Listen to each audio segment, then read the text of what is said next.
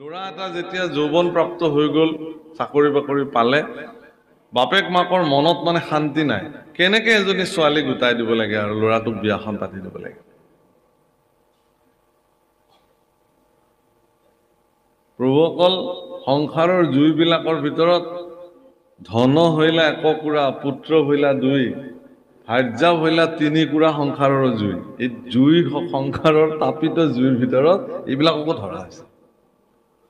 ধন জুই মানুহৰ কাৰণে তাপ সৃষ্টি কৰিব পৰা, পুত্ৰ কন্যা এইবিলাক তাপ সৃষ্টি কৰিব পৰা জুই, আৰু ভাৰ্যাও একুৰা জুই।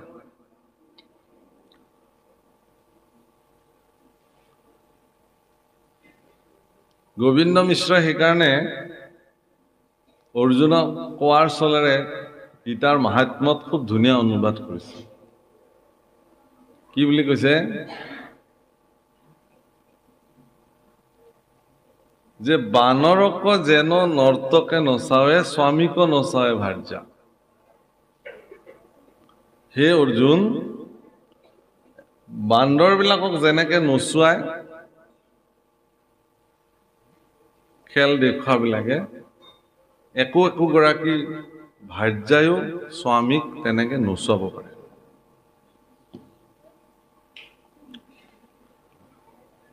এই জুইবিলাকৰ তাপত পুৰুষজনে বা ব্যক্তিজনে তেওঁ সহিব পৰাকে তেওঁৰ যিমান সহনশীল শক্তি আছিল, এৰি দিওঁতে দিওঁতে দিওঁতে দিওঁতে সহি থাকি থাকি থাকি থাকি এটা সময়ত সেইবোৰৰ পৰা তেওঁ কি হৈ যায়, সহনশীল শক্তিটো তেওঁৰ নাইকিয়া হৈ যায়, আৰু তাৰ পৰা ওলাই আহিব পৰা ক্ষমতাও নাই। এইটোতো জাগতিক জগতৰ নিয়ম। সেইকাৰণে মহাপুৰুষ শংকৰদেৱ গুৰুজনে ভাগৱতৰ পদে পদে পদে পদে লিখিলে যে পুত্ৰ ভাৰ্যা ধন জন সাম্যকে মেঘৰ ছায়া, তাতেক নাতেক মায়া। কিয় কৈছে? যে নালাগে নহয় আপুনি সেইকাৰণে আপুনি সংসাৰ নকৰাকে থাকিব নেকি? সেইকাৰণে আপুনি ল'ৰা ছোৱালী যি জন্ম দিছে তাক পালন পোষণ নকৰাকে থাকিব নেকি? যিখিনি ধন উপাৰ্জন কৰিছে সেইখিনি আপুনি পেলাই দিব নেকি? নোৱাৰে। মানে কৈছে এইকাৰণে এই কথাখিনি আপোনাক সচেষ্ট কৰিছে, যাতে এইখিনিৰ পৰা উৎপাদিত হোৱা তাপত আপুনি নিজৰ সঞ্চিত শক্তিক যাতে আপুনি তাত বিলীন নকৰে। যিমানখিনিলৈকে আপুনি সহিব পাৰে সিমানখিনিৰ ভিতৰতে আপোনাৰ শক্তিখিনি খৰচ কৰক। অৰ্থাৎ আমি ধন উপাৰ্জন কৰিবৰ কাৰণে যি ধৰণে 24 ঘণ্টা তন মন আমি বিলাকে খৰচ কৰিব পাৰোঁ, ঈশ্বৰ সাধনাৰ কাৰণে আমি নকৰোঁ। পুত্ৰ কন্যাক সামৰ্থ্যৱান কৰি তুলিবৰ কাৰণে যিমানখিনি অহোপুৰুষাৰ্থ আমাৰ জীৱনত আমি কৰোঁ, ঈশ্বৰ সাধনাৰ কাৰণে, নাম সাধনাৰ কাৰণে সিমানখিনি অহোপুৰুষাৰ্থ আমাৰ জীৱনত আমি নকৰোঁ। ভাৰ্যাগৰাকীক সুখত ৰাখিবৰ কাৰণে যিমানখিনি অহোপুৰুষাৰ্থ এগৰাকী পুৰুষে কৰে, সিমানখিনি অহোপুৰুষাৰ্থ ঈশ্বৰ সাধনাৰ কাৰণে কোনো পুৰুষে নকৰে। যদি কৰে তেওঁতো মহাপুৰুষ হৈ যাব। এই কথা গোস্বামী তুলসীদাসৰ পত্নী ৰত্নাৱলীয়ে তেওঁক কৈছিলে। তুলসীদাসৰ নাম আজি আমি নললোহেঁতেন। আৰু তুলসীদাস এনেকুৱা এগৰাকী পণ্ডিত, প্ৰবৰ শাস্ত্ৰজ্ঞ বিদ্বান, যে যাৰ নাম সমগ্ৰ ভাৰতবৰ্ষত তেওঁৰ বিৰচিত কৰে ৰামচৰিত মানস। মানে তেওঁ বৰ্ণন কৰিছিল এইটো কথা যে আপুনি যদি দেখে যে জ্ঞানী ৰামতকেও জ্ঞানী কিন্তু ৰাৱণ আছিল, ধনী ব্যক্তি ৰামতকেও ধনী ব্যক্তি ৰাৱণ আছিল, শক্তিশালী আৰু সামৰ্থ্যৱান ৰামতকেও ৰাৱণ বেছি আছিল, কিন্তু তাৰ পিছতো ৰামৰ হাতত কিন্তু ৰাৱণ নিহত হৈছিল। ইয়াৰ কাৰণটো কি? যে ইমানবিলাক শক্তি ধন জন সামৰ্থ্যৰ দ্বাৰা সামৰ্থ্যৱান হোৱাৰ পিছতো ৰাৱণে কিন্তু কামনা আৰু অহংকাৰৰ পৰিণতিত নিজৰ তিল তিল স্খলনক তেওঁ ৰোধ কৰিব পৰা নাছিল। শক্তিবন্ত পুৰুষসকলে কেতিয়াও নিজৰ শক্তি আৰু সামৰ্থ্যৰ ওপৰত কেতিয়াও হেৰি নকৰে, মানে তাক স্খলন নকৰে। ৰামচন্দ্ৰইটো ইচ্ছা কৰিলে একেপাত সৰতে ৰাৱণক নিধন কৰিব পাৰিলেহেঁতেন, নাই কৰা। ৰাৱণক তিল তিলকে ভাবিবৰ কাৰণে সময় দিছে। তেওঁক দুৰ্গতিৰ কথা কোৱা হৈছিলে, যে দুৰ্গতি কি তুমি চোৱা। হে বাপসকল, সকলো শক্তি আৰু সামৰ্থ্যৰে সামৰ্থ্যৱান হোৱাৰ পিছতো যদি ঐশ্বৰিক শক্তি, আধ্যাত্মিক শক্তিৰে এজন ব্যক্তি সামৰ্থ্যৱান নহয়, তেতিয়াহ'লে তেওঁৰ জীৱনত প্ৰাপ্ত হোৱা সেই সামৰ্থ্যৰে তেওঁ কেতিয়াও সফল মনুষ্য জীৱন যাপন কৰিব নোৱাৰে। আমাৰ ল'ৰা ছোৱালীকো আমি এই কথা শিকাব লাগে যে তুমি যিমান বিদ্বানী হোৱা, তুমি যিমান ধনবান ব্যক্তি নোহোৱা কিয়, তুমি যিমান শক্তিশালী চিন্তাৰ ব্যক্তি নোহোৱা কিয়, তোমাৰ মনত যদি আধ্যাত্মিক চেতনাই ক্ৰীড়া নকৰে, তেতিয়াহ'লে তোমাৰ দ্বাৰা উপাৰ্জিত ধনে কল্যাণকাৰী কামত ব্যৱহাৰ হয় নে নহয় তাত সন্দেহ আছে। তোমাৰ শৰীৰত অৰ্জিত শক্তিয়ে ভাল কামত ব্যৱহাৰ হ'বনে নাই তাৰ কাৰণে আপোনালোকে এইকেইটা দিনতে খুব এটা ডাঙৰ বাতৰি এটা মানে হেৰি হৈ আছে ছ'চিয়েল মিডিয়াত, যে এজন IIT মুম্বাইৰ পৰা এৰস্পেচ ইঞ্জিনিয়াৰিং কৰা এজন ব্যক্তিয়ে কুম্ভ মেলাত আহিছে। তেওঁ কিন্তু আচলতে তেওঁ হাৰিয়ানাৰ আছিল ল'ৰা, কিন্তু তেওঁ সেই সময়ত মুম্বাই IITৰ এৰস্পেচ ইঞ্জিনিয়াৰিঙৰ তেওঁ ফাৰ্ষ্ট ক্লাছ ইঞ্জিনিয়াৰ, কিন্তু তেওঁ আজি ঈশ্বৰ সাধনাত নিজক বিলীন কৰিছে। উছামা বিন লাডেনো এগৰাকী ইঞ্জিনিয়াৰ আছিল, তেওঁৰ সাধনাখিনি ক'ত লগাইছিল সেয়াও আপোনালোকে জানে। গতিকে কোনোবা এজন ইঞ্জিনিয়াৰ হ'ল বুলি, ডাঙৰ শিক্ষিত হ'ল বুলি তেওঁৰ সাধনাখিনি ক'ত ব্যৱহাৰ কৰিব সেইটো ডাঙৰ কথা। অৱনিশি চাৰি বেদ বিচাৰি কত কৰো হৰি নাম। মহাপুৰুষ শ্ৰীমন্ত শংকৰদেৱ গুৰুজনাই গোটেই দিন ৰাত বেদ আদি শাস্ত্ৰ আদি অধ্যয়ন কৰিলে, বিচক্ষণ পণ্ডিত হিচাপে নিজক তেওঁ প্ৰতিষ্ঠা কৰিছিল। তেওঁ যদি ৰজা নৰনাৰায়ণৰ ৰাজসভাত এগৰাকী দৰমহাধাৰী লোক হিচাপে থাকিলহেঁতেন, তেতিয়াহ'লে ৰজা নৰনাৰায়ণে তেওঁক ধনে সোণে উপচাই দি তেওঁৰ পৰিয়াল পৰিজনক ৰাজকীয় মৰ্যাদাৰে ৰাখিলেহেঁতেন। ৰাখিলে কি হ'লহেঁতেন? সিমানতে শংকৰদেৱ সমাপ্ত হৈ থাকিলহেঁতেন। কিন্তু তেওঁৰ যিখিনি স্ব উপাৰ্জিত শক্তি সামৰ্থ্য জ্ঞান, সেইখিনি তেওঁ কেৱল এজন ৰজাৰ ওচৰত নথৈ তেওঁ সমগ্ৰ মানৱ অবা নৰলোক হৰি ভজিয়ক বুলি সমগ্ৰ মানৱ জাতিৰ কল্যাণৰ কাৰণে তেওঁ প্ৰয়োগ কৰিলে। সেইকাৰণে শ্ৰীমন্ত শংকৰদেৱ গুৰুজনা আজিও আমাৰ হৃদয় বিদ্যমান হৈ আছে। মাধৱদেৱ গুৰুজনাই তেওঁৰ জীৱনৰ সকলো উপাৰ্জিত শক্তি সামৰ্থ্য তেওঁ গুৰু সেৱাত অৰ্পণ কৰিলে কাৰণে পৃথিৱীৰ এগৰাকী বিৰল গুৰু সেৱক হিচাপে মহাপুৰুষ মাধৱদেৱ আজিও জগতত পূজিত হৈ আছে। জোৰণৰ কন্যাও এৰি থৈ বিবাহ নকৰি চিৰ কৌমাৰ্য ব্ৰত ধাৰণ কৰি কেৱল গুৰুৰ চৰণ সেৱাত নিজক সমৰ্পিত কৰিলে। সেইকাৰণে মাধৱদেৱ পৃথিৱীৰ বিৰল গুৰু সেৱাৰ অধিকাৰী হিচাপে আজিও বিবেচিত। শ্ৰী শ্ৰী নাৰায়ণ দাস ঠাকুৰ এটা মহাপুৰুষৰ একান্ত সেৱক, ধনজন ঐশ্বৰ্য বিভূতিৰে তেওঁ শক্তিশালী আছিল, কিন্তু তেওঁৰ সকলো ধনজন শক্তি কেৱল ভকতৰ সেৱাৰ কাৰণে প্ৰয়োগ কৰিছিল নিস্বাৰ্থ মনেৰে, যাৰ কাৰণে শ্ৰী শ্ৰী নাৰায়ণ দাস ঠাকুৰ এটা আজিও পূজিত। সেইকাৰণে সেই প্ৰভুসকল ইয়াতো এই কথাটোকে কৈছে যে আপোনাৰ যি নাথাকক কিয়, আপোনাৰ থকাখিনি ঈশ্বৰৰ চৰণত সেৱাৰ কাৰণে সমৰ্পিত হয় নে নহয়। গতিকে তোমাৰ চৰণ ছত্ৰৰ সেৱা, তাপ, সংসাৰৰ যি তাপ, মানে তাপৰ পৰা মুক্ত হ'বৰ কাৰণে, সেইকাৰণে ভাগৱতৰ আমি যি ভাগৱত সন্মুখত লৈ আছো, এই ভাগৱতৰ মংগলাচৰণ পদত মানে ভাগৱত মাহাত্ম্যৰ প্ৰথম মংগলাচৰণ পদত কি বুলি কৈছে? সচ্চিদানন্দ ৰূপায় বিশ্বৎপত্যাদি হেতুবে তাপত্ৰয় বিনাশায় শ্ৰীকৃষ্ণায় বয়মে। তাপত্ৰয় বিনাশায়, তিনি তাপক তুমি বিনাশ কৰা, এই তাপৰ পৰা মুক্ত কৰিব পাৰে।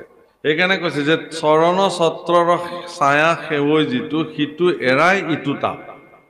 ভগৱানৰ চৰণ ছত্ৰৰ ছায়াৰ সেৱা যিজনে কৰিলে তেওঁ এই সংসাৰৰ তাপৰ পৰা নিজকে মুক্ত হ'ব পাৰে। হীৰা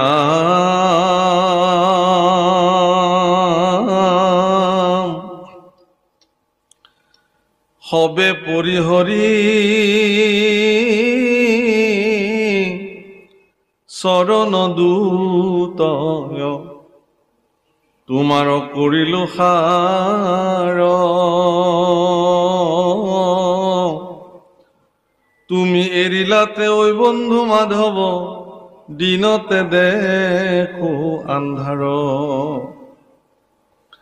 হে প্ৰাণনাথ নকৰাই অনাথ দান্তে ধৰু খেৰ তুলি, তোমাৰ বিয়োগে অগণি এখানে দেখা মাৰে মোক পুলি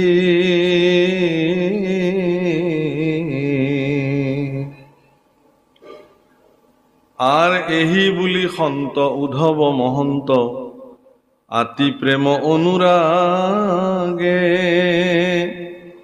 অনেক কাতৰ কৰিয়া কান্দন্ত পৰিয়া কৃষ্ণ ৰৱাগে এহি বুলি সন্ত উদ্ধৱ মহন্ত উদ্ধৱক মহন্ত বুলি কৈছে সন্ত বুলি কৈছে সন্তটো আপোনালোক প্ৰভুসকল সন্ত আপোনাক হ'ব কাৰণ ঈশ্বৰ চিন্তাক নিজক সমৰ্পিত কৰিব পৰা জনকে সন্ত বুলিছে সাধু বুলিছে মহন্ত বুলিছে উদ্ধৱ তেনেকুৱা এগৰাকী মহন্ত যিজনে কৃষ্ণ সেৱা ব্যতিৰেকে তেওঁৰ জীৱনত অন্য কোনো সেৱাক তেওঁ প্ৰাধান্য দিয়া নাই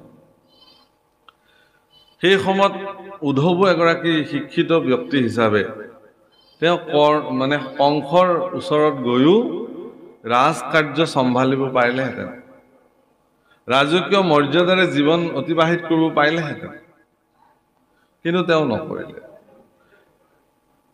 মহাভাৰতীয় যুগলৈ যদি আপুনি যায় দেখিব যে এগৰাকী অতি বিদ্বান লোক অতি পণ্ডিত যাৰ নাম মহামতি বিদুৰ কিন্তু তেওঁ বাধ্যত পৰি চৰকাৰী পদবীত তেওঁ নিযুক্ত হৈ থাকিল যদিও তেওঁ কিন্তু চৰকাৰী কোনো ধৰণৰ সুবিধা তেওঁৰ জীৱনত তেওঁ গ্ৰহণ নকৰিলে সন্তবিলাকৰ এইটো বিশিষ্টতা কোনো ধৰণৰ দৰমহা নললে অবৈতনিক আছিল তেওঁ প্ৰধানমন্ত্ৰী আছিল হস্তিনাপুৰত চক্ৰৱৰ্তী ৰজা প্ৰভুসকল মনত ৰাখিব চক্ৰৱৰ্তী ৰজা মহাৰাজ ধৃতৰাষ্ট্ৰৰ তেওঁ প্ৰধানমন্ত্ৰী আছিল অখণ্ড ভাৰতবৰ্ষ আজিৰ দৰে অকমান ভাৰতবৰ্ষ নহয় সমগ্ৰ জম্বুদ্বীপ অখণ্ড ভাৰতবৰ্ষ য'ত হস্তিনাপুৰ ৰাজধানী তাৰ পৰা সমগ্ৰ পৃথিৱী তেওঁলোকে পৰিচালনা কৰিছিল এনেকি তেওঁৰ পত্নী গান্ধাৰীৰ গান্ধাৰাজ্যও তেওঁৰ অধীনত আছিলে গান্ধাৰ ক'ত আছিল আজিৰ কান্দাহাৰ একদম আৰৱলৈকে সেই ভূমি পৰ্যন্ত ধৃতৰাষ্ট্ৰই নিজৰ শাসনত ৰাখিছিলে তেনেকুৱা এগৰাকী প্ৰভাৱশালী ৰজাৰ প্ৰধানমন্ত্ৰীৰ দায়িত্বত থকা বিদুৰে কোনো ধৰণৰ চৰকাৰী সা সুবিধা কোনো ধৰণৰ ঘৰ মানে ধন টকা পইচা মৰ্যাদা কোনো গ্ৰহণ কৰা নাছিল তেনেকৈ আছে যিদিনাখন ভগৱান শান্তি দূত হিচাপে হস্তিনাপুৰলৈকে আহিছিল যুধিষ্ঠিৰৰ কথা মতে সেইদিনাখন ভগৱান কৃষ্ণক দ্বাৰকাধীশ ভগৱান কৃষ্ণক হস্তিনাপুৰৰ সিংহ দুৱাৰৰ পৰা আদৰি অনা হৈছিল আৰু দুৰ্যোধন দুঃশাসনৰ নিৰ্দেশত অত্যন্ত বিলাসবহুল কক্ষ নিৰ্মাণ কৰিছিল য'ত ভগৱান দ্বাৰকাধীশ থাকিব কৃষ্ণ দ্বাৰিকাৰ পৰম শক্তিশালী এগৰাকী পুৰুষ তেওঁ আহিব তেওঁ থাকিব সেইকাৰণে তেওঁৰ কাৰণে এইকাৰণেই এইটো দিছিলে যে দ্বাৰিকাখন এনেকুৱা এখন ৰাজ্য ভগৱানে নিৰ্মাণ কৰিছিল কোনো ৰজাৰ অধীনত তেওঁলোক নাছিল আৰু তাত ৰজাও নাছিল তেওঁ নিজেই দ্বাৰকাখন পৰিচালনা কৰিছিল সাগৰক কওঁতে সাগৰে বুকু পৃষ্ঠ উঠাই দিছিলে আৰু তাতে তেওঁ ৰাজ্যখন নিৰ্মাণ কৰি তেওঁৰ পৰিয়াল পৰিজন সৈন্য সামন্ত নাৰায়ণী খানালৈ তাত তেওঁ নিবাস কৰিছিল ধন জন ঐশ্বৰ্য বিভূতিৰে ভৰপূৰ আছিল দ্বাৰকা সুখ সমৃদ্ধিৰ কোনো পৰিভাষা নাছিল তাত কেৱল সুখ আৰু সুখ সমৃদ্ধি আৰু সমৃদ্ধি ধন টকা পইচাৰে বিধৌত আছিল দ্বাৰকা সেইকাৰণে দ্বাৰকাধীশ ভগৱান কৃষ্ণক ৰাখিবৰ কাৰণে হস্তিনাপুৰত এনেকুৱা ব্যৱস্থা কৰা হৈছিল সেই ব্যৱস্থাত অত্যন্ত বিলাসবহুল ব্যৱস্থা ভগৱান কৃষ্ণৰ কাৰণে কৰা হৈছিল কিন্তু এনে বিলাসবহুল ব্যৱস্থাক পৰিত্যাগ কৰি ভগৱান কৃষ্ণই বিদুৰৰ ঘৰত নৈশ যাপন কৰিবৰ কাৰণে সিদ্ধান্ত লৈছে অথচ বিদুৰে কৈছে যে মই তোমাৰ ঘৰলৈ যাম বিদুৰে মুখেৰে না কৰিবৰ কাৰণে কোনো ধৰণৰ সুযোগ নাপালে ভগৱানে মোৰ তাতে থাকিম বুলি কৈছে হ'ব লৈ গুচি আহিলে কিন্তু বিদুৰৰ ঘৰত সেই সময়ত নে শুবলৈ এখন বিচনা আছিল নে বহিবলৈ এখন চেয়াৰ আছিল কি একো নাই যে খাবলৈ কিবা অন্ন পৰমান্ন ফল দ্ৰব্য একো নাছিল তথাপি ভগৱানক তেওঁ ঘৰলৈ লৈ আহিছে আৰু সেই সময়ত তেওঁৰ পত্নী শোভাগাই ভগৱান কৃষ্ণক কল আছিল মাত্ৰ ঘৰত কেইটামান কি খাবলৈ দিবৰ কাৰণে ভগৱান আহিছে কৃষ্ণ দ্বাৰকাধীশ আহিছে কাৰণে কল কেইটাকে নিজে এৰুৱাই দিছিল আৰু আবেগ বিভল্ল হৈ ভগৱানৰ শ্ৰীমুখ দৰ্শন কৰি থাকোঁতে বাকলিখিনি ভগৱানক দি দিলে আৰু নিজে কলকেইটা খাই থাকিলে আৰু ভগৱান কৃষ্ণই পৰম তৃপ্তিৰে সেই বাকলিবিলাক এনেকে চুবাই চুবাই খাইছিল এই দৃশ্য দেখি বিদুৰে চকু পানীত টুকি টুকি বাৰে বাৰে বাধা দিবলৈ যায় আৰু ভগৱান কৃষ্ণই বিদুৰক বাধা দিয়ে না মোৰ ভক্তই ইমান স্নেহপূৰ্বক যে দিছে এই বাকলিকেইটাই পৰম অমৃত হৈ গৈছে এনেকুৱা অমৃত মোক লক্ষ্মীও আজিলৈকে মোক বৈকুণ্ঠত আজিলৈকে দিব পৰা নাই এই বাক্য ভগৱানে স্বীকাৰ কৰিছে নিজ জাতিৰ জন্মগ্ৰহণ কৰা সুবৰীয়ায়ে যিকেইটা বগৰী কামুৰি কামুৰি থৈ দিছিল আধা খাই খাই ভগৱান শ্ৰী ৰামচন্দ্ৰ অযোধ্যাপতি দশৰথৰ জ্যেষ্ঠ পুত্ৰ যুৱৰাজ শ্ৰী ৰামচন্দ্ৰই পৰম তৃপ্তিৰে তাক ভক্ষণ কৰিছে তাকে দেখি লক্ষ্মণে সুবৰীক কৈছিল আই তুমিনো জুঠা ফলখিনিহে দাদালে থব পাৰিলানে সুবৰীয়ে কৈছিল যে এই কথাটো মই ভবাই নাছিলো নহয় মই এই কথাতে মগ্ন হৈ থাকিলো যে বনৰ পৰা বুটলি বুটলি অনা বগৰীকেইটা কেনেবাকে যদি টেঙা বগৰী আহে প্ৰভুই এই টেঙাখিনি খালে বৰ কষ্ট পাব গতিকে কষ্টটো ময়ে আগতে ভোগ কৰোঁ এই বুলি যিহেতু ফলটোৰ মিঠা টেঙা তাক চয়ন কৰিব পৰা সামৰ্থ্য জিভাৰ বাহিৰতো আৰু বেলেগ নাই গতিকে খাই চাবই লাগিব একামোৰ গতিকে তেওঁ ক'ব নোৱাৰাকে ফলটো একামোৰ একামোৰ খাই খাই জিভাৰে আস্বাদন কৰি কেৱল অত্যন্ত সোৱাদিছ আৰু মিঠা বগৰীকেইটা প্ৰভুৰ কাৰণে থৈ দিছিল তাৰমানে কি বাহ্যিকতাটোত যদিও দেখিবলৈ এইটো জুঠা ফল কিন্তু ইয়াৰ আভ্যন্তৰীণ যিটো ভাৱনা সেইটো ইমানেই উচ্চ স্তৰ যে তাক ভাবিব নোৱাৰি তাৰ কোনো ব্যাখ্যা দিব নোৱাৰি সেইকাৰণে প্ৰভুসকল মনত ৰাখিব আপোনালোকে এই কথাটো যে ভক্তিত বাহ্যিকতাৰ কোনো স্থানেই নাই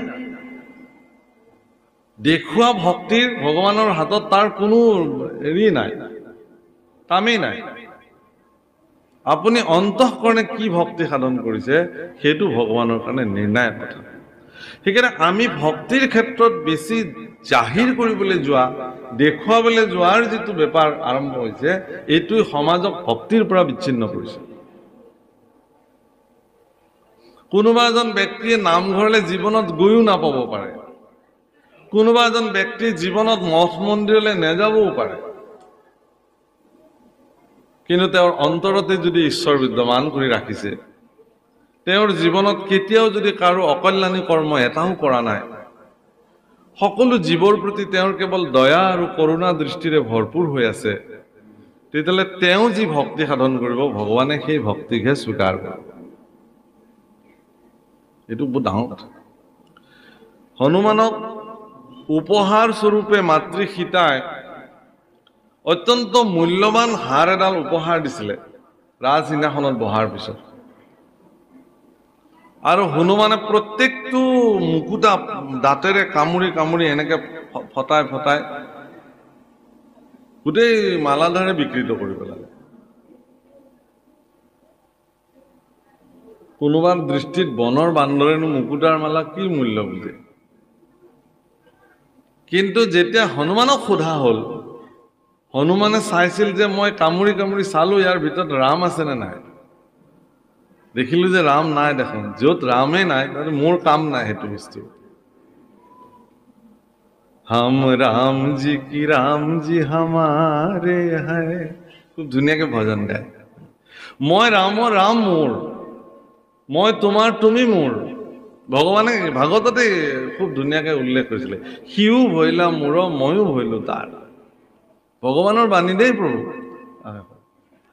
যে একান্ত চিত্তে সম্পূৰ্ণ শুদ্ধ হৃদয়েৰে সমৰ্পিত মনোবৃত্তিৰে কল্যাণকাৰী চিন্তাৰে আপুনি যদি নিজকে ভগৱানৰ ওচৰত সমৰ্পিত কৰিব পাৰিছে তেতিয়াহ'লে আপোনাৰ ভক্তিক ভগৱানে স্বীকাৰ কৰিব অন্যথা আপোনাৰ কুন্তি দেৱীয়ে সদায় ৰাতিপুৱা এপাহ পুষ্প লৈ পেলাই ভগৱানৰ মন্দিৰলৈ যায় যি পালে আৰু গা ধুই উঠি যি পালে এদিন দেখিলে যে এপাহ সুগন্ধিযুক্ত পদুম ফুল হাতত লৈ কুন্তী দেৱী মন্দিৰলৈ আহিছে। গান্ধাৰী বোলে তুমি কলে যোৱা? বোলে মই কৃষ্ণ মন্দিৰলৈ যাওঁ, ভগৱানৰ মন্দিৰলৈ যাওঁ। গান্ধাৰীয়ে পুত্ৰ দুৰ্যোধনক কলে, বোলে দুৰ্যোধন, কাইলৈ প্ৰাতঃতে মই যেতিয়া মন্দিৰলৈ যাম, তুমি মোক সোণৰ ফুল অলপ আনি দিবা, মই ভগৱানক সোণৰ ফুলেৰে পূজা কৰিম কালি।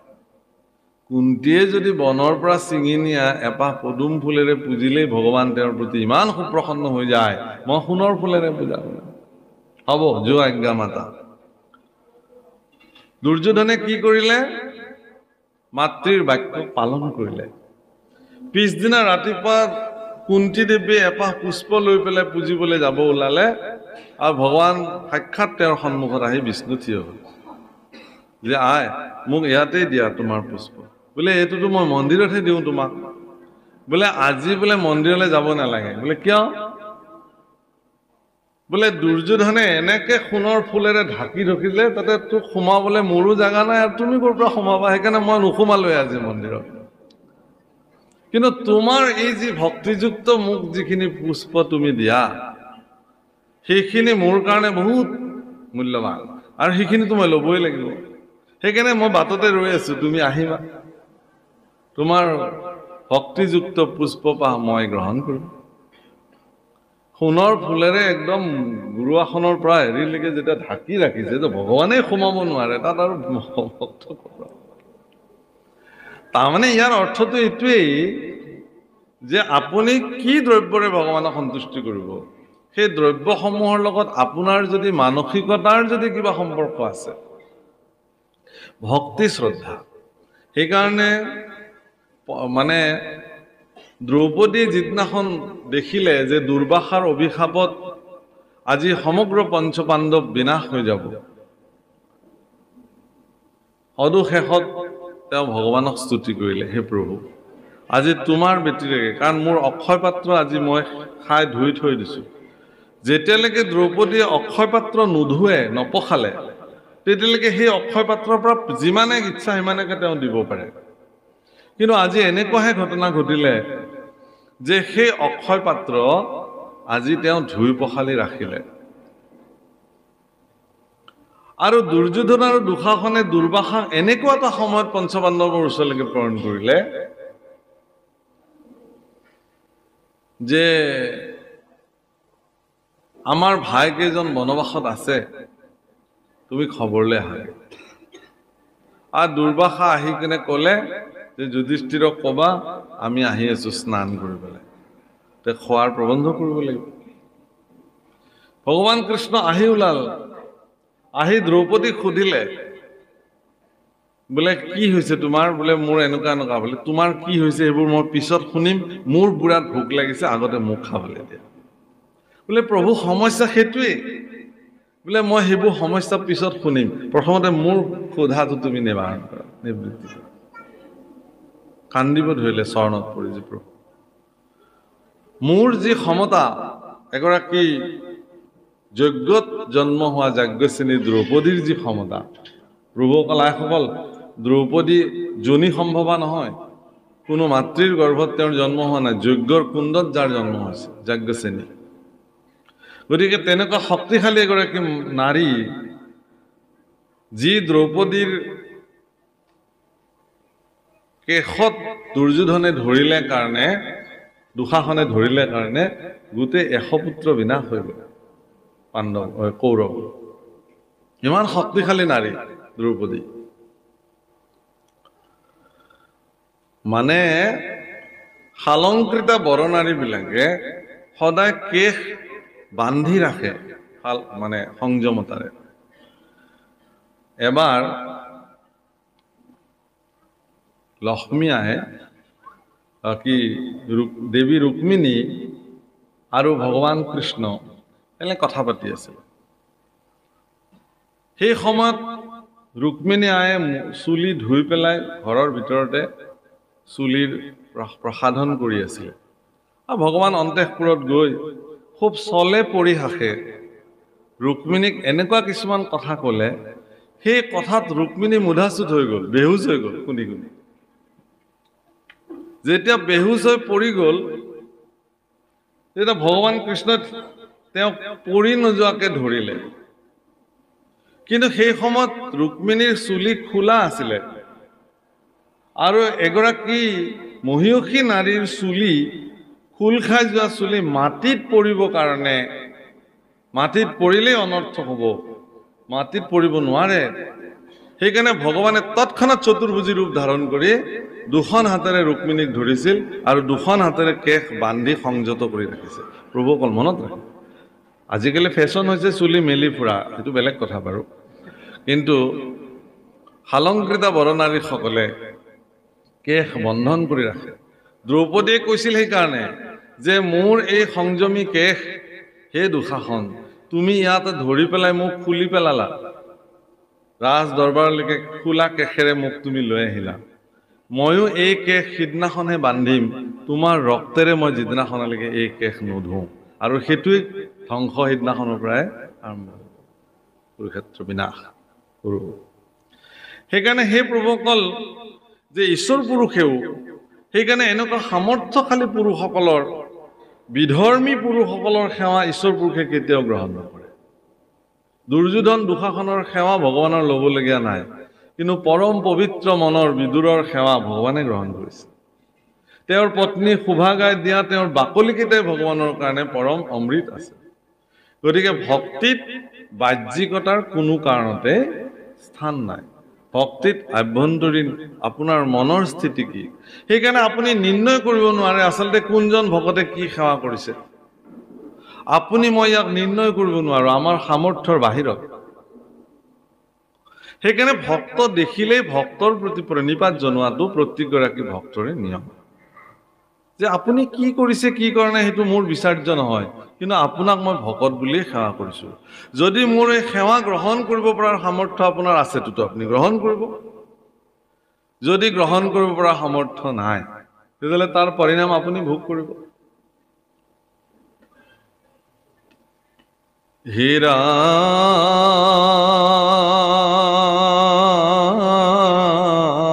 ৰাম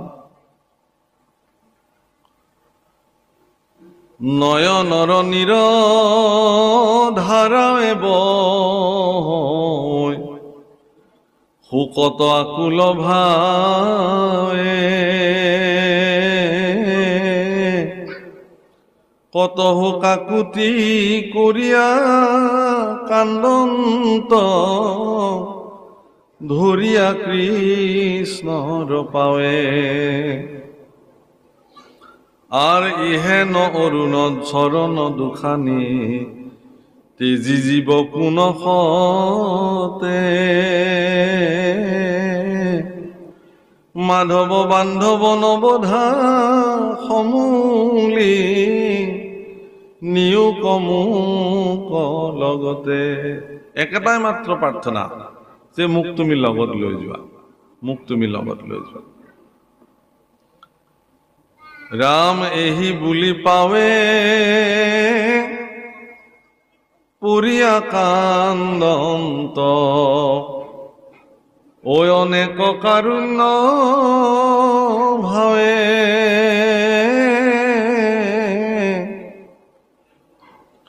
দশ দিশে দুখে দেখন্ত আন্ধাৰ চেতন নাই কে গাৱে। অস্থিৰ হৈ গ'ল উদ্ধৱ, ব্যাকুল হৈ গ'ল, ধৈৰ্যহীন হৈ যাবলৈ যেন পৰিস্থিতি। কি হ'ব এতিয়া যদি মোক লগত লৈ নাযায় ভগৱানে, তেওঁ যদি অকলে গুচি যায় তেতিয়াহ'লে মোৰ অৱস্থা কি হ'ব? মই কাক লৈ জীয়াই থাকিম? আজিৰ পৰা মই কাৰ কৰ্ম সাধন কৰিম? হে ৰাম ভকতৰ দুখ দেখি ভগৱন্ত ভৈলন্ত নেত্ৰ সজল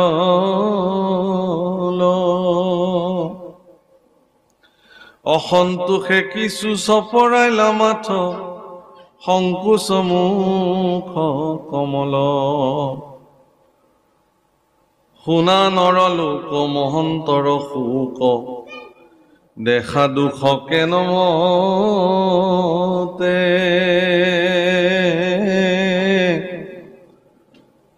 ধন জন যত জীবন যৌবন জানা হবে অশাশ্বত। উপদেশ অকমান আহিছে আৰু উপদেশত খুব গুৰুত্বপূৰ্ণ কথা কৈছে যে হে মহন্তসকলৰ দুখ ক'ত আপোনালোকে চাওক। ধন জন জীৱন যৌৱন এইবিলাক অশাশ্বত, এইবিলাক মিছা। অশাশ্বত শব্দৰ অৰ্থটো হ'ল কি? মিছা। ধন আজি আছে কাইলে নাই, যৌৱন আজি আছে কাইলে নাই, জীৱনটো জলৰ ৰেখা, আজি আছে কাইলে নাই। এইবিলাক অশাশ্বত বস্তু। কিন্তু আচৰিত কথা যে আমি এইবিলাকক অশাশ্বত বুলি জানিও, মিছা বুলি জানিও, অনিত্য বুলি জানিও আমি কিন্তু এইবিলাকৰ পৰা মোহাচ্ছন্ন হবলৈ পৰা নাই।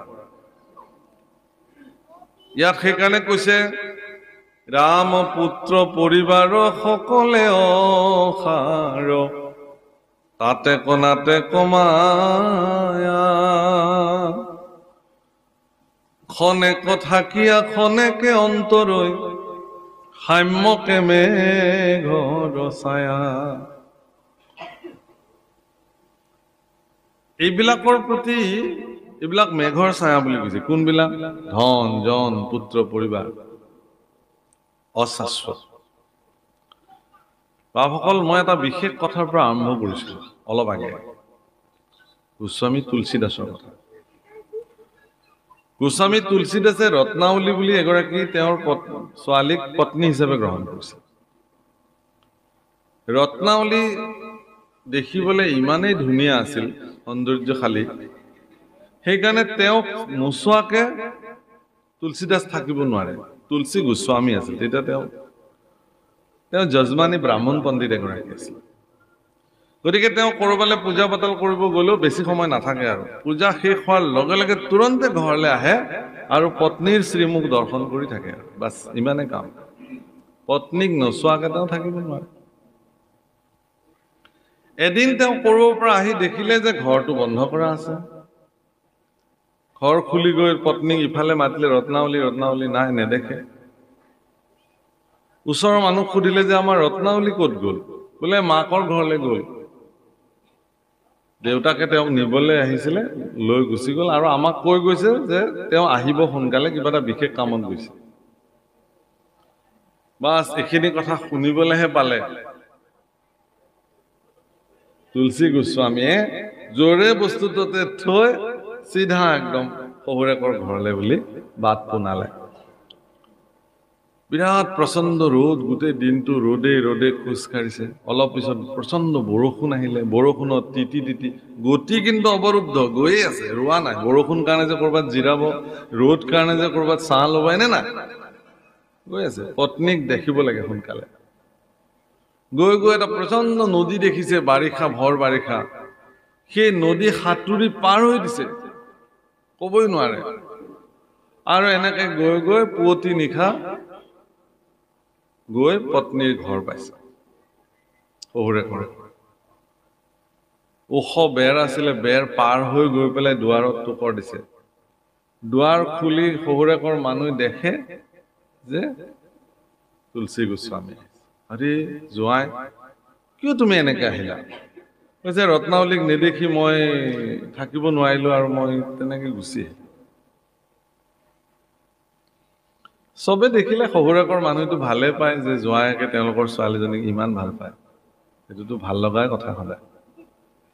কিন্তু ৰত্নাৱলী এটা ডাঙৰ কথা কৈ দিলে যে এনেকুৱা অনুৰাগ, এনেকুৱা প্ৰেম আপোনাৰ যদি ৰামৰ প্ৰতি হলহেঁতেন, এনেকুৱা দুৰ্বাৰ গতিৰে যদি আপুনি প্ৰভু প্ৰাপ্তিৰ কাৰণে যদি জীৱনত কৰ্ম কৰিলেহেঁতেন, তেতিয়াহ'লে আপুনিতো প্ৰভুক পায়ে গ'লহেঁতেন সাক্ষাৎ, সেইবুলি ক'লে। আৰু এই কথা শুনাৰ পিছত তুলসী গোস্বামী দৃঢ় মন হৈ গ'ল। তুমি সঁচা কথা ক'লা হে ৰত্নাৱলী। মই যদি তোমাৰ কাৰণে ইমান অনুৰাগী নহৈ পেলাই ঈশ্বৰৰ প্ৰতি অনুৰাগী হলোহেঁতেন, ঈশ্বৰক পাবৰ কাৰণে যদি ৰ'দ বৰষুণ কাটি কৰি যদি তেওঁক পাবৰ কাৰণে কৰ্ম কৰিলোহেঁতেন, মই আজি এই মুহূৰ্ততে সংকল্প ললো। ব্ৰাহ্মণ আছিলে, হাতত জল ললে, এনেকে সংকল্প লৈ পানী এৰি দিলে যে এই মুহূৰ্তত মই সকলো পৰিত্যাগ কৰিলো আৰু প্ৰভু প্ৰাপ্তিৰ সাধনাত আজিৰ পৰাই খোজ ললো। এই বুলি পিছুৱাই 2 খোজ পিছুৱাই আহি অৰণ্যলৈ গতি কৰিলে। আৰু সেই গোস্বামী তুলসীদাসে যেতিয়া ৰামৰ কথা কৈছিলে, সেই ৰামৰ কথা শুনিবৰ কাৰণে সাক্ষাৎ প্ৰভু ৰাম আৰু লক্ষ্মণ দুটি শিশু বালক হিচাপে সন্মুখত বহি থাকিছিল তেওঁৰ চৰিত্ৰ শুনিবৰ কাৰণে। হনুমান সাক্ষাৎ মূৰ্তিমান হৈ ছদ্মবেশেৰে তাত ৰামৰ কথা শুনিবৰ কাৰণে বিদ্যমান হৈ থাকিছিল। আৰু ৰাম আৰু লক্ষ্মণ শিশু অৱস্থাত আহি পেলাই তেওঁৰ কথা শুনি থাকে। আৰু সদু শেষত গোস্বামী তুলসীদাসৰ হাতেৰে এটি চন্দনৰ তিলক ল'বৰ কাৰণে তেওঁলোকে ৰৈ থাকিছিল। এদিন খুব কান্দিছে তেওঁ, কান্দিছে। আৰু শিশুৰূপী ৰাম আৰু লক্ষ্মণে গৈ গোস্বামী তুলসীদাসক কৈছে যে হে মহাৰাজ, হে ঋষিবৰ, আমাক এটি তিলক দিয়া, চন্দনৰ তিলক। হ'ব আৰু তোমালোকে কাৰোবাৰ পৰা লোৱা, আৰু মোক আৰু আমনি নকৰিবা। এইবুলি আকৌ কান্দিছে। কৈছে তোমাৰ ইমান দুখ কিহৰ কাৰণে? কৈছে যে মই ইমান সাধনা কৰিছো, মই প্ৰভুক দেখা নাই, মই কেতিয়া দেখিম প্ৰভু? এই দুখতে। তেতিয়া শিশু দুটাই তেওঁক সুধিছে যে তোমাৰ প্ৰভু ইমান কঠোৰ নে? তোমাৰ ভগৱান ইমান কঠোৰ নে? তুমি ইমান সাধনা কৰাৰ পিছতো তোমাক দেখা নিদিয়ে? কৈছে নাই নাই নাই, এইটো কথা নকবা। মোৰ প্ৰভু দয়াৰ সাগৰ, মোৰ প্ৰভু কৃপা সিন্ধু। মই হয়তো সাধনা কৰিব জনা নাই, সেইকাৰণে তেওঁ প্ৰভুৰ গাত দুখ নাই। তেনেকে নকবা, মোৰ প্ৰভু কৰোণা সিন্ধু। তো যি কি নহওক প্ৰভুসকল, এই যে ভাগৱতত মহাপুৰুষে এই কথা ক'লে যে পুত্ৰ কন্যা এইবিলাক মেঘৰ ছায়া, সেই বুলি আপোনালোকে এইবিলাকক অনাদৰ কৰিব নেকি? যে আজিতো ভাগৱতত শুনিলো, গতিকে আজিৰ পৰা আৰু সন্তানৰ খবৰ নলওঁ, যি হয় তাকে হ'ব, খালে খাব, নাখালে নাই, আমি ঈশ্বৰ সাধনা। মহাপুৰুষে আপোনালোকক এইটো কথাই সোঁৱৰাইছে যে আপোনালোকৰ সতি সন্ততিক এনেধৰণে সংস্কাৰিত কৰক, আপোনাৰ স্ব উপাৰ্জিত ধন সম্পত্তিক আপুনি এনেধৰণে সংৰক্ষিত কৰক বা এনেধৰণে জগতত প্ৰয়োগ কৰক, যাতে আপুনি ভৱিষ্যতে ক'বলগীয়া নহয় যে মই এনেকুৱা সন্তান জন্ম দিলো যাৰ কাৰণে মই আজি অশান্তিত ভুগিছো। কিন্তু আপোনাৰ সন্তানৰ কৃতকাৰ্যতাই যদি জগতত কল্যাণকাৰী প্ৰভাৱ পেলায়, তেতিয়াহ'লে আপুনি নিজকে সিদিনাখন গৰ্ব অনুভৱ কৰিব যে মোক ভগৱান, তুমি যে মোক সন্তান দিছিলা, এই সন্তানৰ কাৰণে মই আজি নিজকে ধন্য মানিছো। অৰ্থাৎ সিদিনাখন সন্তান আপোনাৰ কাৰণে কল্যাণকাৰী হ'ব। যদি আপোনাৰ দ্বাৰা উৎপাদিত সন্তান যদি জগতৰ অকল্যাণকাৰী হয়, দুষ্ট অনাচাৰী হয়, সিদিনাখন কিন্তু সন্তান আপোনাৰ কাৰণে মেঘৰ ছায়া হ'ব, তাতক নাটক মায়া। তেতিয়া আপুনি নিজেই ক'ব যে এইবিলাক এনেই মই জন্ম দিলো জগতত, ইহঁতৰ পৰা একোৱেই কামত নাই। যি কি নহওক প্ৰভুসকল,